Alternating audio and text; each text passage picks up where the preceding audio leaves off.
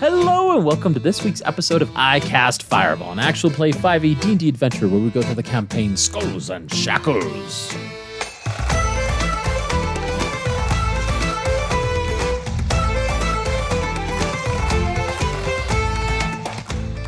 I am Thomas, your DM for this adventure, and around the table we have Lieutenant Ignis Harkon, Maximus Shans, Chozo Lebec, Ataraxia Kalian, and Busta Buildwater.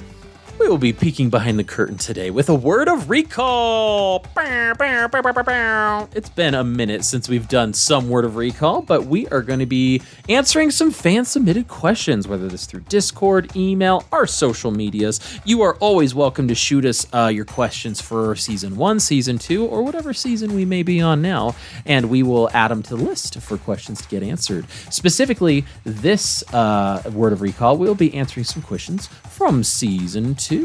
Now, we just wanted to give a shout out to our the people who submitted them, whether this is your email, your name, or your Discord handle. It is thank you to Actual Vampire, Captain Blue Nova, Captain Cool, Amethyst Frost, The Wandering Bard, Kenzie, Cohen K, Tyler, William, and Blank.RCS. Thank you so much for submitting your questions for us today to answer. So, without further ado, I say we jump into the questions. Same format as a previous Word of Recalls. We've got our Fate Master, Ned, over there, going to be rolling a Fate die. Fate dice is only three options: a plus, a minus, or a neutral. Ned, would you mind reminding the audience which sections each of those will represent? A plus is going to be a single-player question, a neutral is a multiplayer question, and minuses, we're going to start off with behind-the-scenes questions, and once we run out of those, we'll switch to Lonely Thomas questions. Of course, and if you want to see the video version of this, you can jump over to our patreon.com where this will be a bonus episode, and you can look at our beautiful faces while we're answering these questions, and it's unedited as well, so you'll get all the bloopers and mistakes that we'll be making as well. So, without further ado, Ned, I believe we've got a dice to roll, eh? That we do, and the first result of the night is a minus. That is behind the scenes with Josh. All right.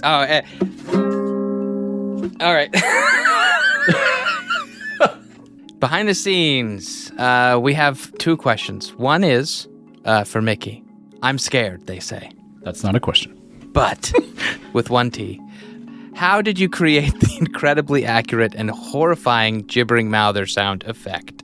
And I'll add, as an editor, I'd like to know if it was one sound or a compounded sound and how many compounds were there. So, in technical theater, one of the first things they teach you, especially in prop making, is R&R, rip and reuse. Don't work harder, and if somebody else has already done it, use it. So I did find Kruk, K-R-U-C, did a gibbering mouther audio. He just made a sound effect on YouTube. So I used that as my base because it was multi-layered, and then listening to it, I was like, man, how can I make this sound even worse?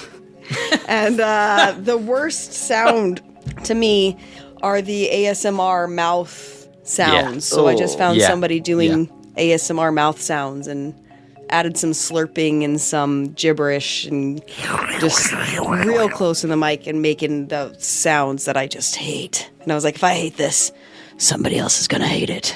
Did you put any effects on it? Oh, I'm sure. Listen, the gibbering mouthers was a long time ago. It was probably reverbed and echo, which are like my go-tos. I think I threw an EQ bass boost on it and really just tried to make it as gross as I could without... There's here's a line. The balance. Yes. Without making it so disturbing that, like, you can't hear through it. Mm-hmm. And Thomas also has an explanation over it.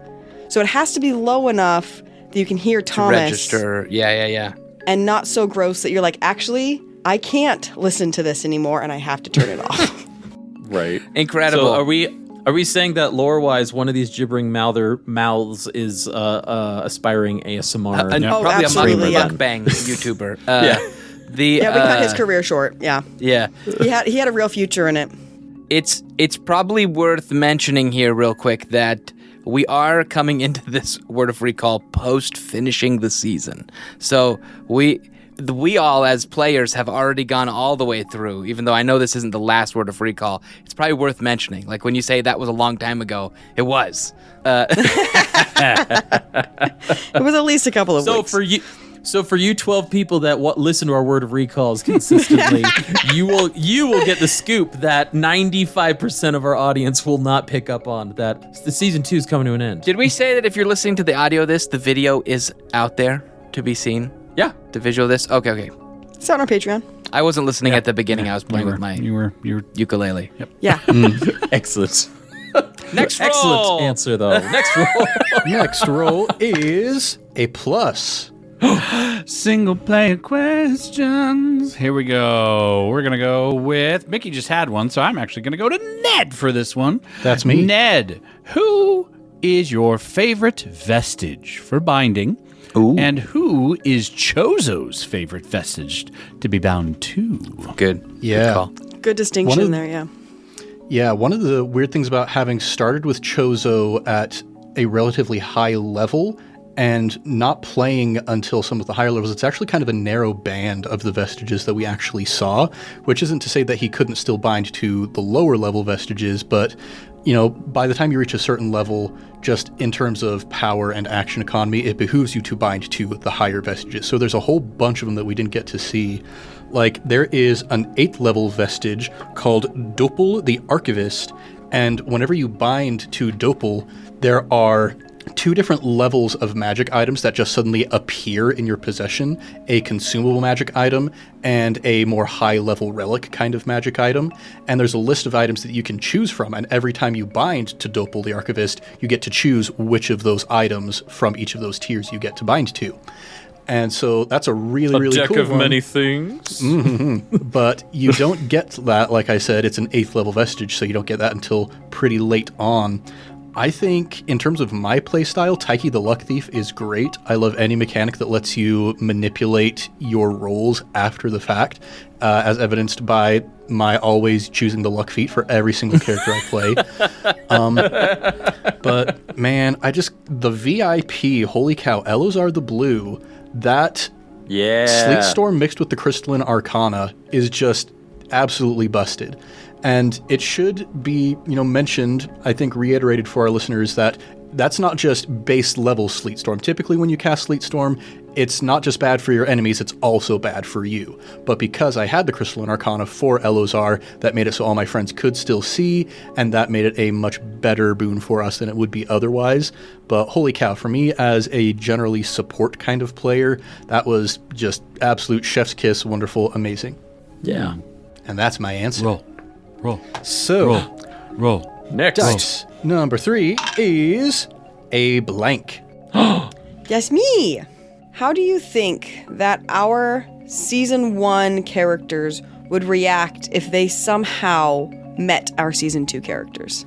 I mean, Fleeple would do exactly the same thing with everybody else that he did with everybody in season 1. He would be like, hey, I'm going to be your maybe overconfident sage and try and help you find some sort of peace in your life and help you along the path. Maybe not necessarily doing the greatest job at it, but, Fleeple, he's just the grandpa character. So he would have accepted people, binding to extra planar creatures and all. Which is exactly how your season 2 character would have reacted, just instead of the grandpa, the baby of the group. baby. the With the anorexia, youngest of maybe. everybody. That youthful ignorance. Exuberance, yes. Overconfidence, misplaced confidence in some regards. There we go. Yeah. I think Lance would have gotten along with Buster, I think, really well. Very much like we need to be careful, tactical. like Let's that. not jump into things. Like, they would have been fast buddies. I think he would have very quickly plotted how to kill Ignis. like this is she's Doesn't just everybody. she has her own agenda. She's not on the team. We gotta get her out of here. Something like that. And then Max, Yeah, Buster and Lance would be like, I like your scarf. yes. You got a nice scarf. I like your style. I like your scarf. I got mine of my mom. Yeah. And then Don't with touch it. Max, For my sister. I think Lance would have Lance would have found familiarity in the family longing that Max wants, but Max is can be more of a little bit of a wild card than Lance, and so he would have been like, what are you doing? Stop! No, you're not. I don't. Yeah, I think he would have gotten most along with Buster, and then the kid, he'd be like, "There's a child. What are we doing? What are we doing?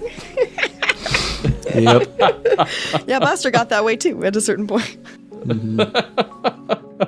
That's we'd get along. I think Ralph was basically a pirate to begin with. So in some ways, I feel like he'd fit in perfectly fine. However, I think there's two possible bad outcomes. One in which he absolutely tries to join the crew that seems like they're going to overthrow the captain's council. Joins the mutineers. And gets absolutely, killed from Just that. wrecked. Or Yeah. if Sandara knew something about him, some skeletons in his closet, and he just clocked immediately that this guy was bad news, she would have kicked him off the ship, in short order. So I think there's a slim margin where maybe he could have enjoyed the crew as a whole, but there's so many opportunities for him to have made wrong decisions.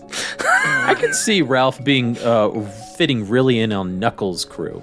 100%. I see opportunity to rise the ranks Sure. here very Yeah. quickly. A little and up easily. top, a lot in the shoulders. That's his favorite place to be. Yeah. I could see at the beginning where it was like the Captain's Council over here and Cooper the Bear with his crew over here, the Mutineers. I can see Ralph doing a double agent duty between Trying the to play two. both sides. Don't worry, Sure. I got you. Super cool with whichever group wins.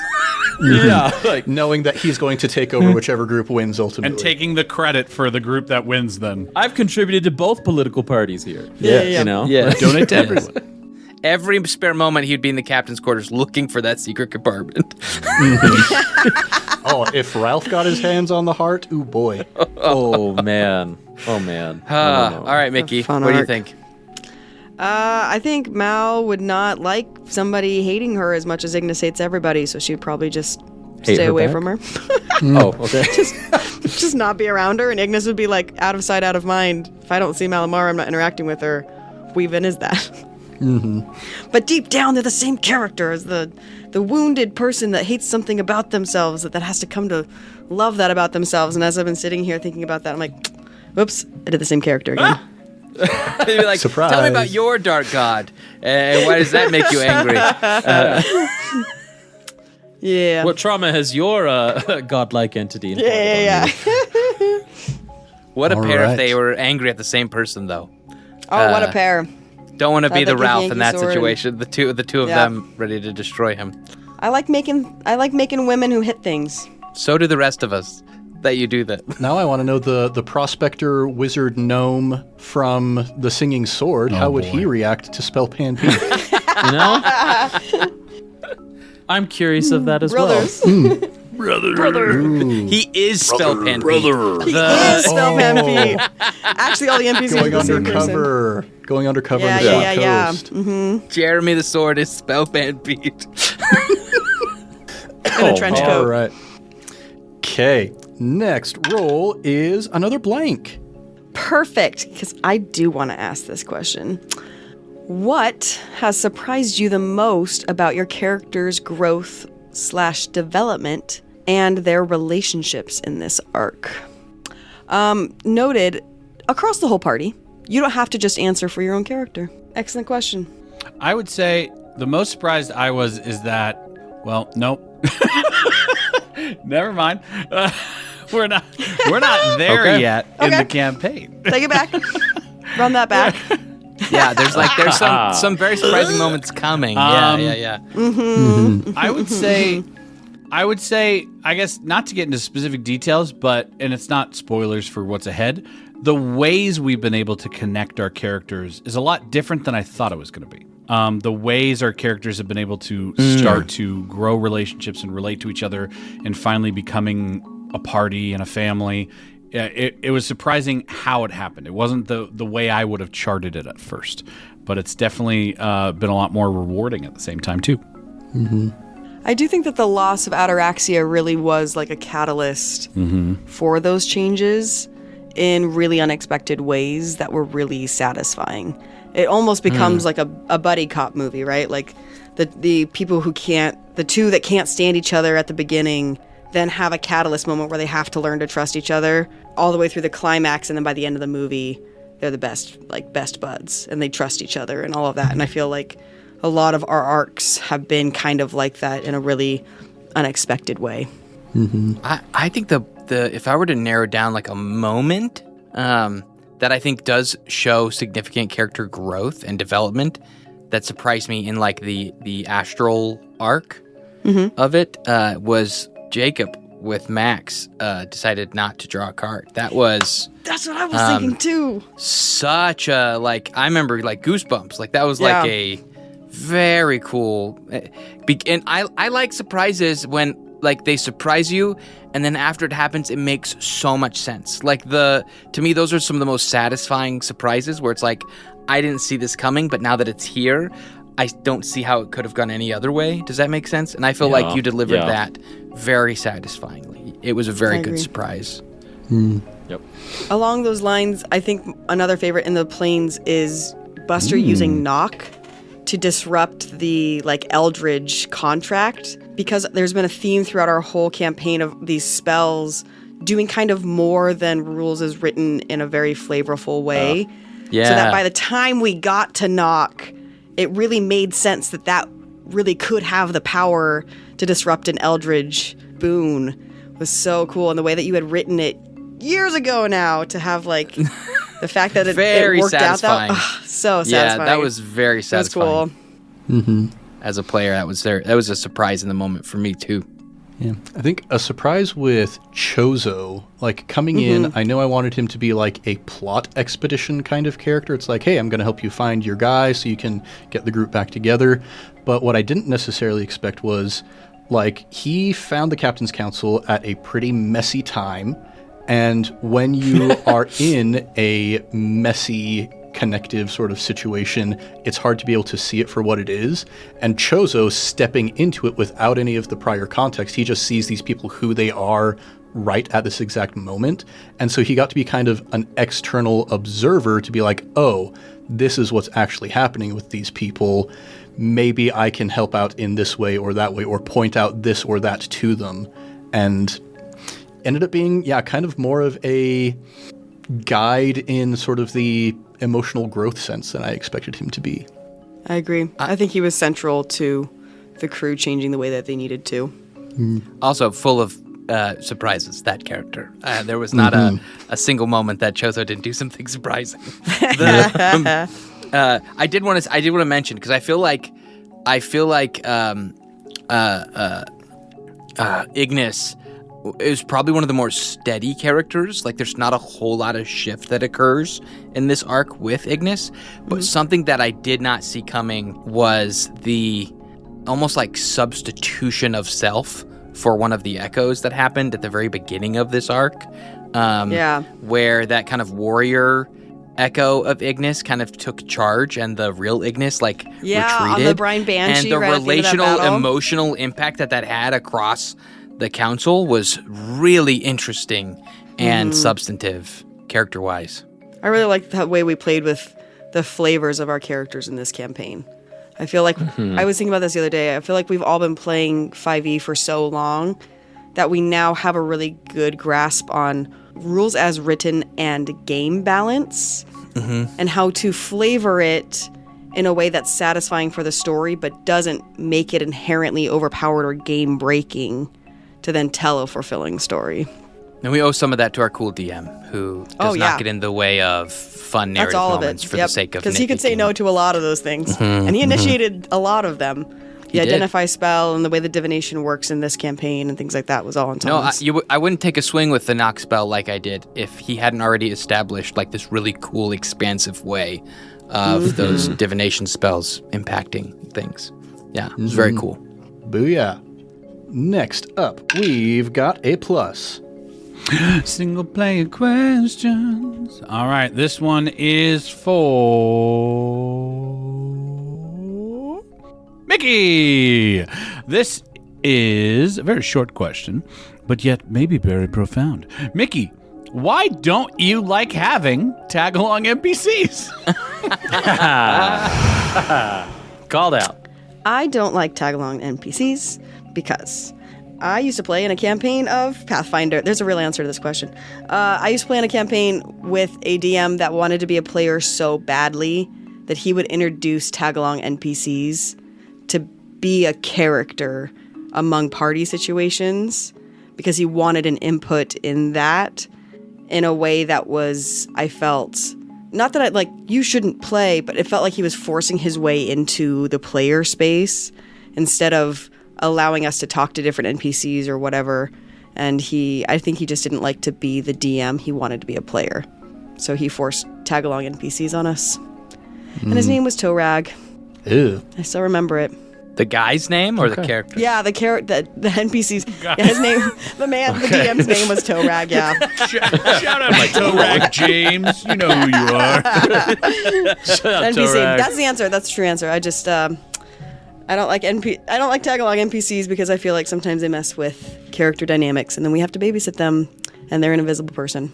Honestly, Torag is a wonderful name for just generically saying like a tag-along NPC. Like, we don't want any Torags. There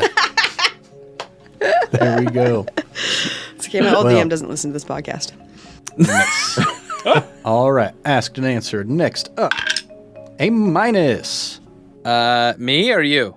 Let's go me for this one. Yeah. Hey Thomas.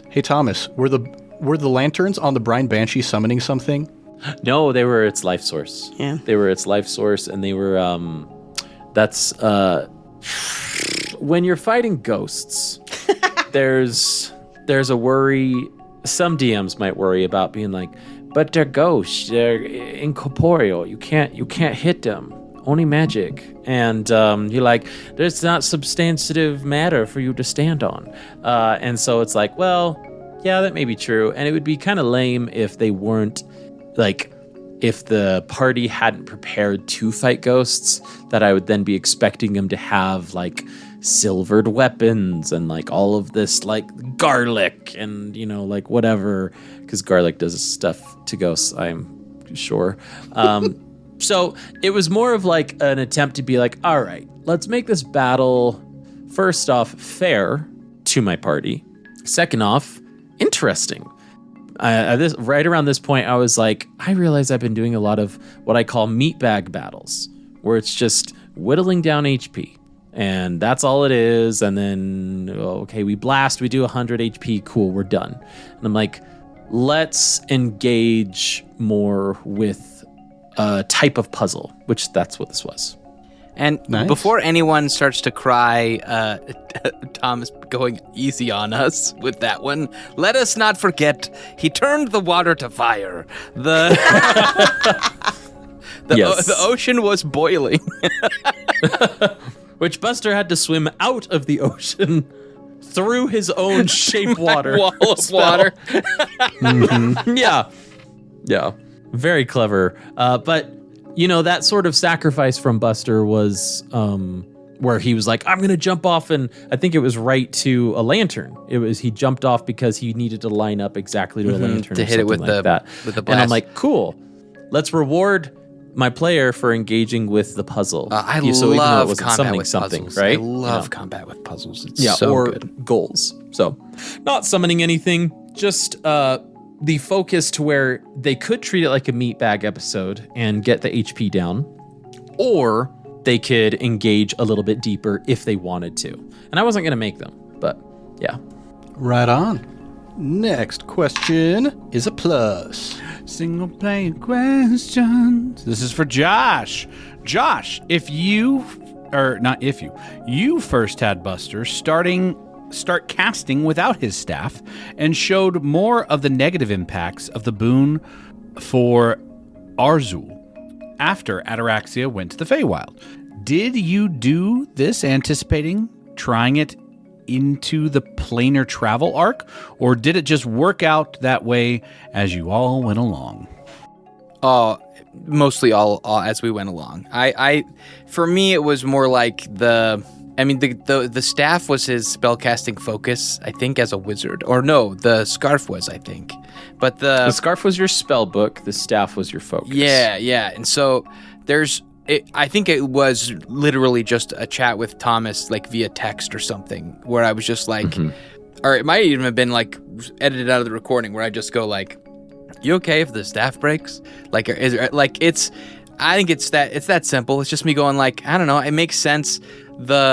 He was so unmoored as a character by like the loss of ataraxia, and he had just like done those murders, and so it was me thinking like, I don't know. This felt like a really dark place for him, and I like him being more unmoored. And I feel like in the way he was going, I felt like the first thing that needed to happen is we needed to like break off the like whatever was kind of like holding him in the pattern he had been holding in, and so like losing ataraxia, he had to leave the land. He had to stop using the cantrip and spell that he got for his boon. So I stopped. I was using what's it called? The warlock kind of firebolt. What's that called? The Eldritch Blast. Eldritch Blast. I use it all the time, like in the podcast. Like there's loads of moments where I called out using it because it's a great spell to use in a pinch. But I like intentionally stopped using those spells. The staff broke. I stopped calling out the rhymes all the time as we got further in, and just kind of, I don't know. I like the idea of like as he changes a character, the behavior and like accoutrement changed. That's really all there was to it. Not a ton of thought, just following the trail. Going with Thomas the flow. being a cool DM. Such a cool DM. Right on. Next up is another minus. You, me, you, me. I'll do another one. This one, Thomas. As a DM for several different groups, how do you maintain your passion for the game? Yeah. Taking healthy breaks. Making sure that you don't burn yourself out. And ultimately, when you bring something to the table, doing what you find fun. Hence, I just talked about not doing meat bag battles because that was pretty boring to me. And my players can just breeze through them. Even if I throw 20 guys at them, they're like, oh, cool, I'll use this one spell and done. And I can't just be like, oh, I didn't anticipate that, so 20 more guys come, because then it's unfair, and then it's not justified. But, doing things that I find fun and interesting. Yeah, and it's just making sure that you are still finding fun in unique ways. Look, the whole half of this campaign was planar travel. That was the fun thing for me, to go explore that rather than be like, hey, no ataraxies over there. Instead, let's make deals with pirates who will go do the planar travel while you do Assassin's Creed Black Flag side quests, to get enough bananas to go get Knuckles' crew to agree to, do all this stuff. It was just very much like, oh, what keeps driving me as the DM? These specific type of settings or like puzzles. So yeah, it's tough though. Sometimes it's things work and then you feel like an imposter, or you feel like, that didn't quite land as good as I would like it to have. But then you just try again, and then you just chat with your players about what they would find fun and exciting. I find actually the most I'm energized is when I bring a half-baked idea to one of my players here. And then I go, hey, I'm thinking about this. What do you think? And they iterate off of it with me. And I'm like, oh, that's a cool idea. That's what I find engaging as the DM is I come up with a idea and then the players, which I trust, make it an even better one through their contributions. And that creative spark of two people, multiple people coming to create something better than they could do on their own. It's why I love a lot of stuff. It's why I love theater. It's why I love improv, and especially Dungeons and Dragons. Yeah. And the comment about giving yourself some breaks every now and then, I think is very, very important for a mind that is geared towards creation. Like when you give a creative mind a little bit of space to breathe, you can't stop it from wanting to create. Like we wrapped up recording season 2, and we're like, okay, we're not going to be recording for the rest of the summer. And like a couple weeks later, Thomas starts texting me about like, man, I've got all these ideas for the Stormlight Archive, Cosmere RPG and stuff. And like, He texted me about a different project too. It was. That's the thing where, like, if you get a creative brain and you restrict it too much, then it starts to become a burden. But once you give the creative brain some freedom to just breathe and to think, like, one thing that I found this guy on YouTube he's called John Makes Beats. He's a hip-hop producer that does a lot of fun beat-making, video gaming kind of stuff. And he has this huge video essay about why it's important to let yourself be bored. He's like, seriously, just go stare at a wall for 20 minutes, and you will find that your creative instinct is just going to thrive when you give your brain space to breathe. Yeah, don't just go to eating food. Don't just turn on some kind of media. Sit in it. It's a great thing to do. Yeah. I have found that to be, I mean, I'll try not to tangent off of it, but I've also felt that in my life as well the past couple of weeks, just in life of when I'm not scrolling, when I'm not doing video games, when I'm allowing myself to just sit and be part of myself or be my own companion, it allows myself to explore the things that I really like about myself, especially creatively. And so, yeah, that truth resonates with me, Ned. Yes. So stare at a wall for 20 minutes. Or a piece of paper, or a canvas, yes. Whatever it is. All right, next up, A+. Single player questions. All right, this is the last one for us over here that was submitted to us. We have Mickey. This is from Mickey. Where did the inspiration for the rules of the angels and methods of worshiping Rolterra come from? Primarily, I'm asking this so Mickey can talk about the scar symbolism on the podcast, as we've already discussed in the Discord chats. I think it'd be super cool for everyone to get to hear that, but also, I'd love to hear any of the other angel rules and Rolterra worship that you've talked about.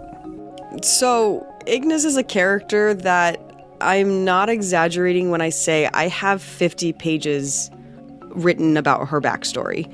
And oftentimes when I'm writing, I really wrote about a relationship that she had on the island, and then as I'm writing I'm like, oh, I ran into this problem, and then I just kind of figure out my way through the problem, and that informs certain things. I have a whole rituals of like the scarring ritual and what the incense means and how life in the barracks work and how the angels get their assignments. I have like all this stuff that doesn't have anything to do with the podcast. I just, again, creative minds, when you have a break, fill it with stuff. And this was something that I just found really engaging to, as an original character, just write a story, and then I plucked that character out and then put her into a new improv situation. And so maybe I'll release that on our Patreon once that podcast is over. Release the files.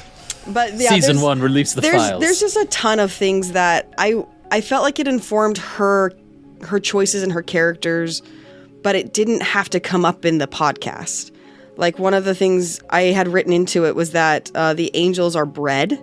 They're not, they don't have parents, because celestials are born to parents that have a lineage, and so they essentially breed angels. So the idea of like family was something that she just fully didn't get. The idea of having people who care about you and look after you was something that she just didn't understand. But the characters don't need to know about that, but I needed to know, so that when family stuff came up, that made more sense. And so somebody on our Patreon, which I love talking to people on our Patreon, we have a whole thing about conspiracy theories and just general questions. And it was right after Ignis had scarred Buster, all like, beginning of the campaign. And somebody had asked a question about it. And so I was like, okay, I want to be super clear about it. So I'd like to read what I had said on there. I believe I was responding to Definitely Not Batman 72. Shout out.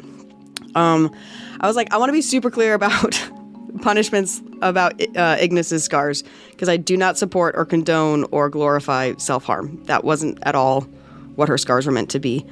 The punishment of the angels has to be given by somebody else. They can't do it themselves. So that's what the shepherds on the island, there are human priests on the island called shepherds, and they give out the punishments for the angels. And here's why. Because I said, if you want to get deeply theological, because I'm a deeply religious person, Christianity teaches that Christ suffered for our sins and bore physical scars for those sins. Therefore, we can be redeemed and not bear those scars or the weight of our sins symbolically. So I liked the flavor that an evil church would have the opposite theology, that the angels are punished for their sins without hope or chance of repentance and or redemption. So because I'm a deeply religious person, I wanted to play a religious zealot in an evil theology. So I tried to take a lot of my theology and flip it around, and then how would that look? And so her scars specifically is what this question is came from that idea. So the bigger the scar, the more visual, the worse her punishment was. And so the scar across her face was because she had shown empathy and mercy to somebody during a war game. So then everybody knew that she was like weak or less than, or the punishment was so visible, not just under the bracers. As she spiraled in this group of pirates, she had to be hardened, she had to be all of these things, but then seeing that they were so strong in that, the things that she felt were weak, she finally allowed herself to like heal those scars metaphorically. Do you think because I'm curious, because there were several moments where you distinctly called out Ignis questioning like, why, like I'm supposed to do this aggressively, why am I not doing it aggressively toward you, to Buster, and then she did wound him for that one action. Do you feel like there was like she did that, she cut him, and then it didn't have the was there an affect of that hit her, like where you go like, okay, I did the thing I feel like I'm supposed to do, why doesn't I feel better now, kind of or like why don't I feel like that was the right move afterwards? Was there any consideration of that for her as a character, or did it? I do think that there was, because that was in being raised in that island where everybody was that same religion, to have like that imposition of that religion on somebody that didn't feel the significance of it and didn't feel like Buster did not feel the same way that she did. He did not have the same shame that she felt getting her scars. He didn't have the weight of those scars, and that was a turning point of her foundation in Runeterra of, well, not everybody feels this way. And that's the first time that she really ran into that. Like actually measured it physically on the person. Yeah. So again, the religion of it doesn't super matter to the context of the podcast, but it matters to the intent of the character and how she went moving forward, because that started to plant those. So then as another incredible arc that I don't understand how it happened, was Buster was always the one that was kind of rolling that stone on her faith and how she dealt with Runeterra and things like that, so that by the end of where they're at right now in the Feywild, as it comes up in the next couple of episodes, there are big conversations both between Buster, Ignis, and Max that really do you see the repercussions of that over the whole arc. But that is a moment where it started for sure. That is cool to know in context of those moments. Very cool. Yeah. Right on. You wish every player had that kind of build for their character. No, you don't, because if everybody played that way, that would be so boring. No, are you kidding me? Awful if everybody played the way that I played. That's why we all come from different perspectives, and we're all at the table, and we all play characters so differently. Because I truly think that there's a lot of things that our characters interact with that are the best because they're not planned, because you're allowing the story to really impact your character without having predetermined ideas about things. I just love the lore. Nobody feels like they're being like shamed or anything. I'm just telling you right now, Thomas had to do more lifting for me than he had to do for you on like making your character have moments of significance. That's because Thomas did not receive Ignis's like shortened backstory until probably this point in the campaign. I think I emailed it to him at the Feywild. Oh boy. Very true. It's true. All right. Now that we are done with all these single-player questions, we'll say pluses and blanks will be multiplayer questions. And that's a blank. That's me. Okay, somebody else can talk. So, what planes of existence would you, the players, have liked to visited? But also, are there planes that your characters would have liked to pass through or eventually pass through through the end of the campaign? Mickey, could you tell us about the Rolterra plane for a little bit?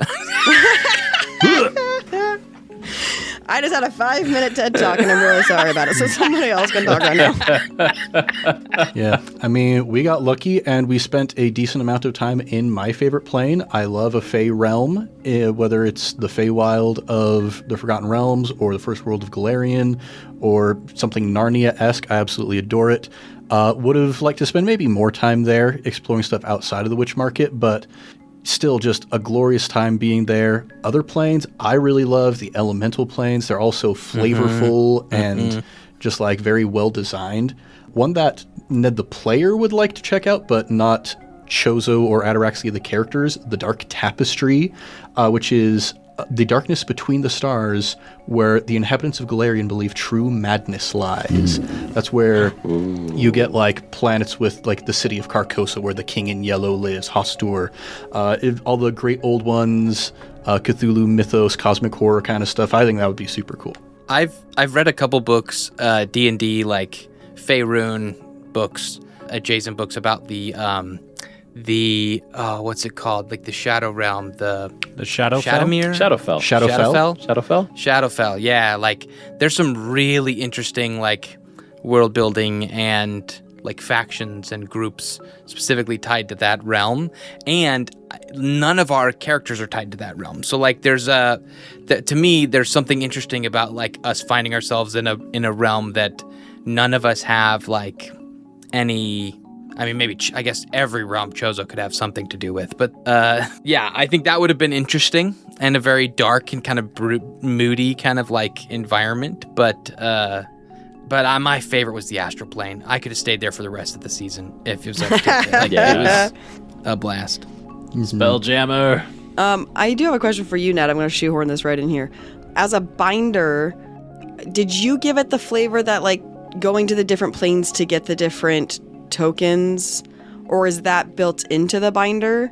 The original binder flavor is that you do it by scribing summoning circles with chalk. So like as long as you know the proper runes, which you can find that information on the material plane in the right locations, as long as you have that, you can create the summoning circle and bind to the vestige. But I think it's cooler if you have to like actually go to the Feywild and find this actual physical representation of this vestige. Yeah. So along those lines, if our characters had ever asked Chozo about, did you have like stories on the back burner, or like did you like Taiki was in this place and like have a story for how you found him, or? I would have been fully ready to improvise it, yes. Yeah, okay. I didn't know if you're like, well, Taiki, I found in this place, and I found that this one in this other place, and then if we had asked, you would have improv'd a story. I just didn't know if like the vestiges you had like labeled them where you had found them in case you came across it, or was it just pure that the improv of the moment? Yeah, Taiki we did kind of talk about a little bit beforehand, because it was like, okay, we know that Chozo is in the first world, and that's why he swaps places with Ataraxia, so why would he be in the first world? It's probably to find this fairy luck-themed vestige. Sure. Yeah. But if we started asking about the displacer, would you have had a Corrine the Displacer? Oh yeah, I found him in such and such place. Yeah, that would have been somewhere in the Astral Sea. Or would you have just made it up on the spot? Yeah. So you knew the general locations, like the general planes that they're all from, or where it would have made the most sense. Jacob, you got any thoughts on planes of existence worth visiting? No. I'm not a plane. Material plane's I good don't. enough You for know, me. I like ground travel. I'm not a plane guy. I don't get on planes that often. Yeah. I think honestly, I will say though, and it's not a plane, but it's just a place in D&D. I would love at some point to do a little bit more of a dive into the Underdark. I find the Underdark to be just a super fascinating place, just with so many little nooks and crannies and crazies and wonder. that's something, again, not a plane, but a location that I think it's known. Obviously, a lot of people know it, but it's definitely one that is it's just interesting to me. It's just interesting. Yeah.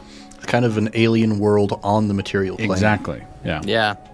The Duergar, the Zverf Neblin, the Mind Flayer colonies, Mushroom Drow. people, different things. yeah. Good stuff. Thomas, as DM, did you have any input on that? On where we went? Yeah, were there planes you had on the back burner that you just held off on? Oh yeah. Nope. Astral No, Sea, Labyrinth, Feywild. Astral Sea made the most sense, and then we actually visited more than I thought we would, just based off of like conversation. I was like, all right, Astral Sea, Feywild, done. But then as improv goes, everybody was like talking during the sessions, and me just listening, and me being like, okay, all right, here we go. Let's go talk to Arizul. And then adding more. Yeah. So yeah, Arizul, here we go. Right on. Next question is a plus. What's everybody's favorite color? And your character's favorite color? Red. All the NPCs are red. Yeah. Ned's favorite color is aubergine purple. Chozo's favorite color is midnight blue. Ataraxia has two favorite colors, the greenish cyan of Mountain Dew Baja Blast and the goldenrod of Brisk Mango Fiesta.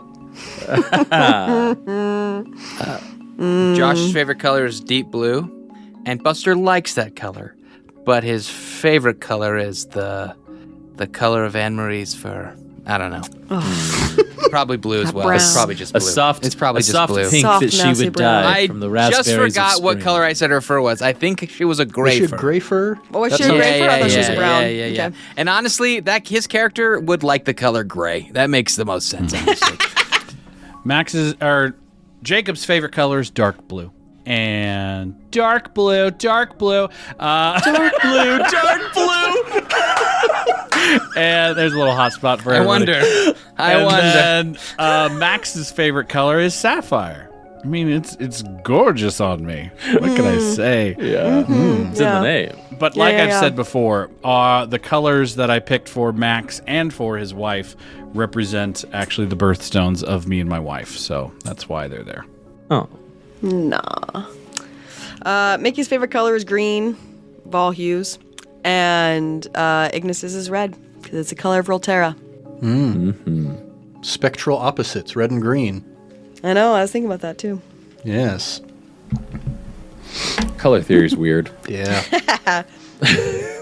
All right. Next up is a minus. Josh, let's get the last behind the scenes. Here we go. Final behind the scenes. There are some really cool abilities further down the road for everyone's class. All right, Mickey, I need you to stay calm. I need you to stay calm for the rest of this question. Thomas, duck. There might be books being flown or dice. For the players, what level would you like to play to for the Skulls and Shackles campaign? And for Thomas, what's the expectation for what level the characters will reach? Thomas has removed his headphones. He is out of the conversation. I was really hoping for like I'm back. level 16, up on, really see those god powers start poking through. But, we did it another way instead. We sure did. In terms of the god powers, we did it. That's We what I'm sure saying. did. I would say 15 for Chozo. I mean, speaking of god powers, so I can get Dopal, the Archivist, get those cool magic items that I can bind to. But also at level 15, the rebinding ritual, you can rebind 2 vestiges instead of just 1. And also by that point, I would have gotten an improvement for my minor spirits, where I would have been able to attack with each of them twice with a bonus action instead of just once. So 15th level for Chozo, and I'll say the same thing for Ataraxia, because he's cool with just going with the flow. Oh boy. I've played so much D&D, and I so rarely play the high levels. I've just paid so little attention to them that honestly, past level 10, it doesn't matter to me. Past level 10, especially if I'm a caster, it's like I have a dozen other things I can do. Okay, I'm probably just going to keep doing the 4 things I've been doing for the last 5 levels. Like I'm Bread not, and butter. Yeah, Bread and butter. I really just lock in, and I take the boosts to like the dice, but like, yeah, all of the extensive mechanics, I almost never plan it all the way out. So I was really good at that point. After season 1, I planned my entire character around my 7th level power. Because I knew we wouldn't get much farther than that. Oh, man. Dude, I'm trying to remember. I didn't even use my 10th level's, ability at all. Oh. I'm mad about it. Dude, I'm trying to remember. I didn't watch the video, but didn't Dungeon Dudes recently release a video about how levels 5 through 8 are the best levels to play in D&D? Oh, they easily I are. think so. Yeah. Easily. Yeah. Yes. I want to hit things Yes. lots of times. I think most campaigns I start these days are at level 3 just to begin with. Because, it is The just subclass through a couple of levels of upgrading that subclass, yeah. And you get feats at 4 and 8. It feels great. Yeah, You get a feel of what you like about the character, what Yeah. you like about the class as a player, and I don't know. Maybe we'll start at level 10 for this next campaign. I don't know. Yeah, Mickey, we'll just stay there. To be clear, it's just going to be a level 10 campaign. And no it'll just leveling be up. all right, it took us a year to get to campaign, level 10. no level ups. Pick a level. That's what you got the whole time. And I'll just say, you haven't earned it. All right. Let's get our next roll. That's a minus. Lonely Thomas.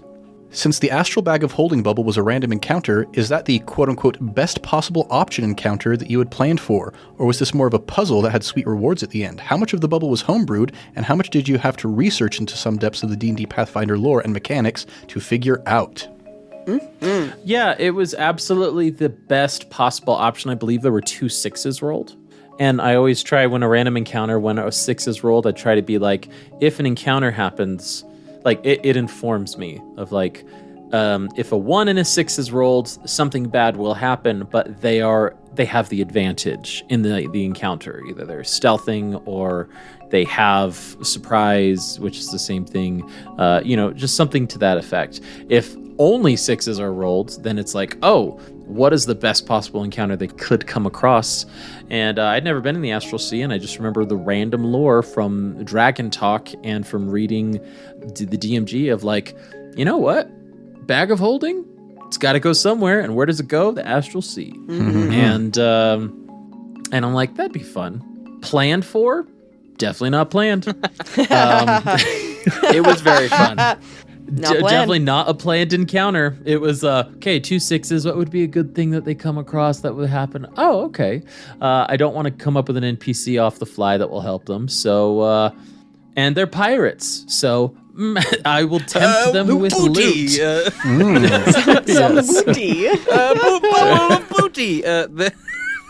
But I do love all of the stories that have spawned from the poor adventuring party that now has no bag of holding because it's been destroyed, and all of the items they critically needed to save their plane of existence is now in shambles because it has been spread across to pirates. They really could use that hammer of thunderbolts, I'm sure. Could have used it. And a whole table.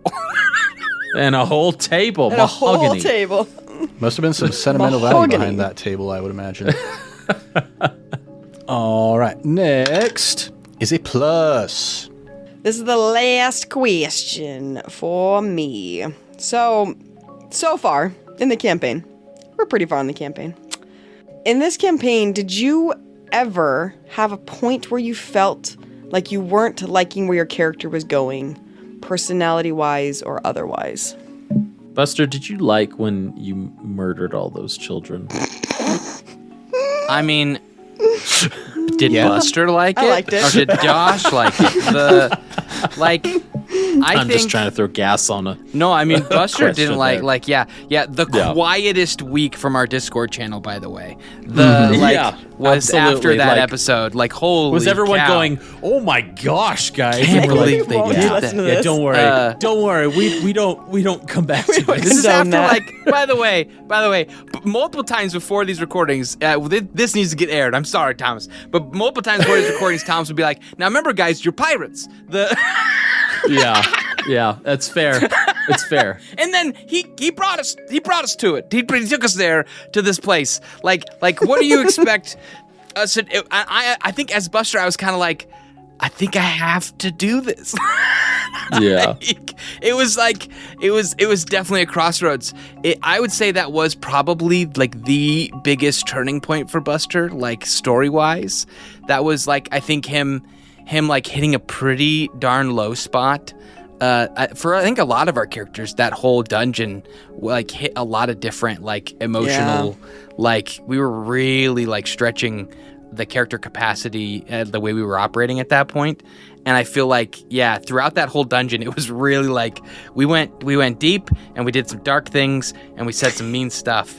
And it kind of like, I don't think at any point I didn't like where my character was going. I think it was more like it was a discovery a little bit. I think the biggest thing for me is I love sitting in problems. Like as a party, I love the drama and the turmoil, and I like letting it like fester and seeing what the characters do in it. And there were a couple moments where I think in discussion with you guys, and I think just on my own thinking about it, being like, I think Buster needs to turn the corner a little faster than maybe like Josh would have like dragged it out. Like I think he would have been more curmudgeon-y and more like of a stick in the mud, more aggressively like against what the group wanted to do than he was.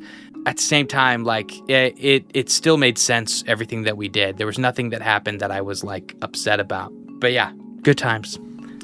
Yeah, it was during the Underwater Sahuagin arc that I reached out to Thomas and was like, hey, I don't know if Ataraxia is the right fit for this party, which wasn't necessarily me being like, I don't like the direction Ataraxia is going, but it was just kind of like, I don't know if he was the right character for this campaign. Like, I like him as a character, but should he have been the character I brought in for the pirate campaign? Maybe, maybe not. But yeah, that's right. You know, as evidenced by the fact that I got rid of my first character for a time, you know, that's my answer to this question is pretty apparent, I would say. Are you happy with your second choice? Yeah, Chozo's great. Everybody loves Chozo. I am also like Josh. I like the conflict. I like sitting in the conflict. I like unresolved issues that fester for a while until finally somebody has to break down and say sorry and let it come out and all of that. And so I don't know that having two people that like to play that way at a table was always the best option. Because I also felt that way with Ignis of like, yeah, she needs to change. She needs to change a lot faster than I probably would have had her change. And she still didn't change that fast. So I'm actually really happy with the way that Ignis came out and the interactions with everybody. And again, like, I really do think that Ataraxia changing was such a great catalyst for that. But as a person, I'm like sad that my friend felt the need to have to change that made that change occur. So as a character, I'm really happy for that change. As a player, it makes me a little sad still that like my friend wasn't happy playing their character and my character was a reason for that. We live and learn, as Sonic once said. I think a lot of people have said that, you know, not just Sonic. Sonic said it first, clearly. Sonic said it first. That's what I remember. Jacob, how'd you feel about Max? I think he's great. Has a great time. Great guy. You know? No, honestly, like, I didn't have too much of a problem of how he's, like, there was never a time where I'm like, oh, I really wish, you know, I could change the way Max is this way or that way. I thought Max was, and this isn't too, I think it was just the way it was built, was the most changeable of everybody. He was the most burdened with empathy of anybody on that group. And he definitely wanted to, like, he was, at least from my perspective, everyone else did not want to change. And Max is like, guys, we got it. If we're gonna keep this up, like we gotta do something here.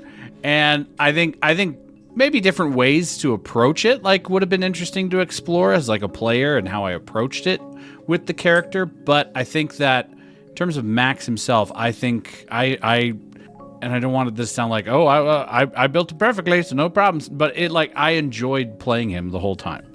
There was never like a moment where I was like, did I really want to bring this guy in? I was like, no, this is fun. I love playing this guy. Yeah, me too. Max best character confirmed. I don't know about that. I loved Max.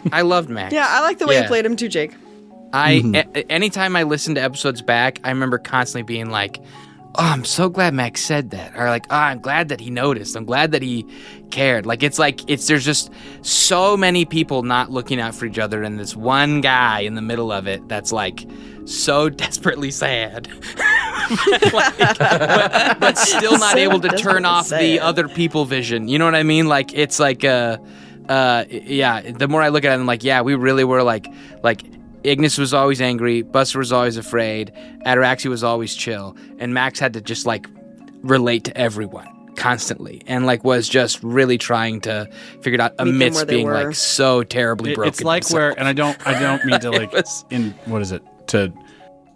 not stereotype, but to downgrade any of it. But it's almost like when you're like, I made this for my kid. Hey, I made dinner, and they're like, I don't want chicken, and you're like, come on, guys. Yeah. You're like chicken 2 days ago. Come on. It was like Max would do that, where he's like, you know what? Ignis needs this. Ignis has talked about this. I'm gonna appeal to this. It's like, oh, Ignis is so pissed at that. And I'm like, come on. Because your empathy was so good. You didn't read my 50-page manifesto, and you still nailed it. I put cinnamon in the bread. Come something on. I think is worth noting.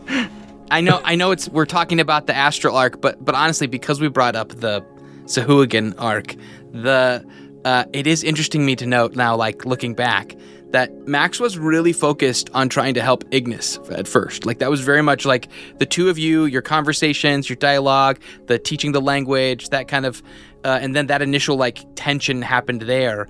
And I feel like Buster and Max were always kind of at odds, regularly like kind of not on the same page.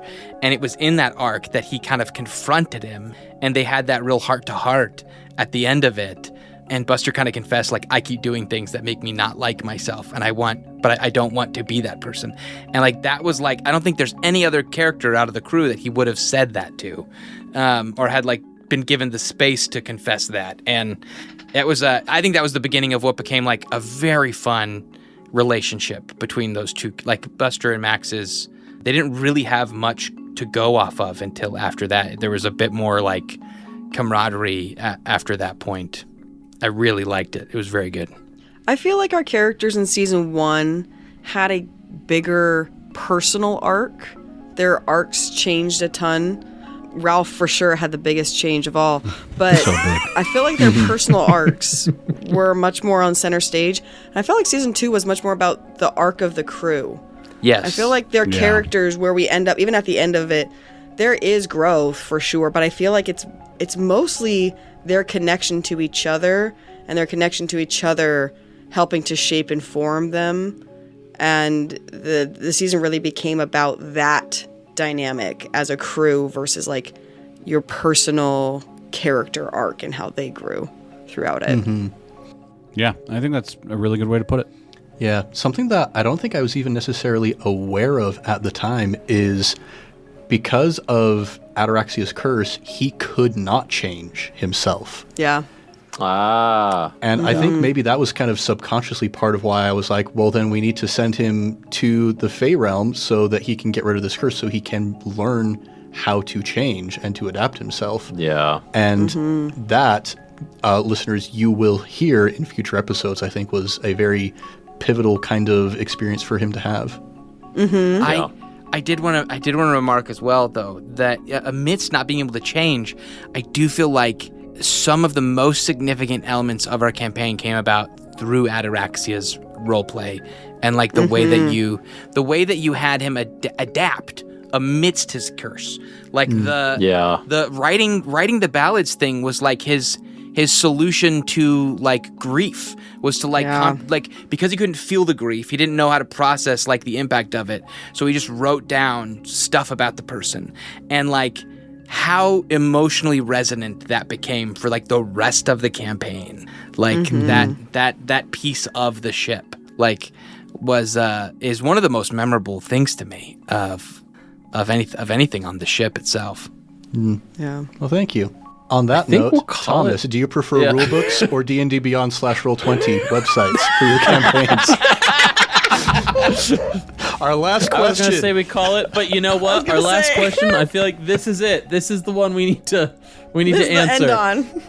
I do prefer physical rule books, but we have to use Roll20 and things like that because we don't live near each other, and even if we did, we have children and responsibilities which wouldn't allow us to leave our home and come to ours. And I will state, someone in this cast has said, who was typically a in-person player, they said it's so much better that we play online than when I did in-person play.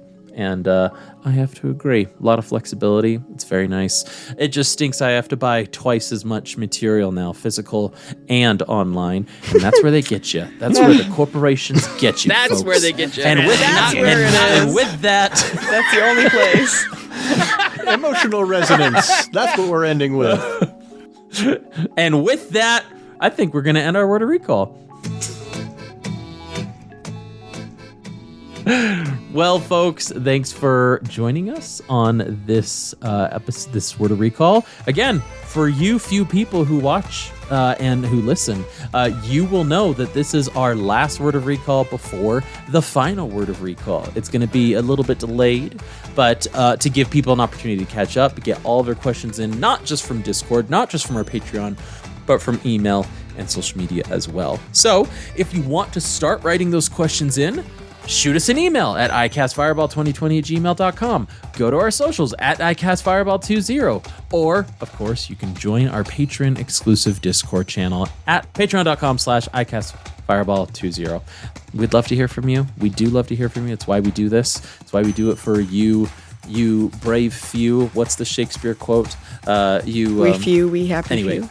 We happy few. Yeah, we happy few. We few, we happy Did we few, name we each band of questioner brothers. already? Did we already read off names? Yes, Yep. We also already did that named at the them, beginning and when you weren't I listening. pay so much attention all the time, everyone. All the time paying attention. Every time you...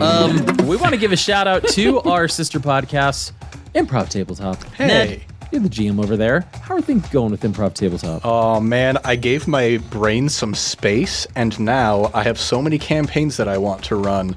And I have the slate of long-form campaigns filled out for probably the next couple of years.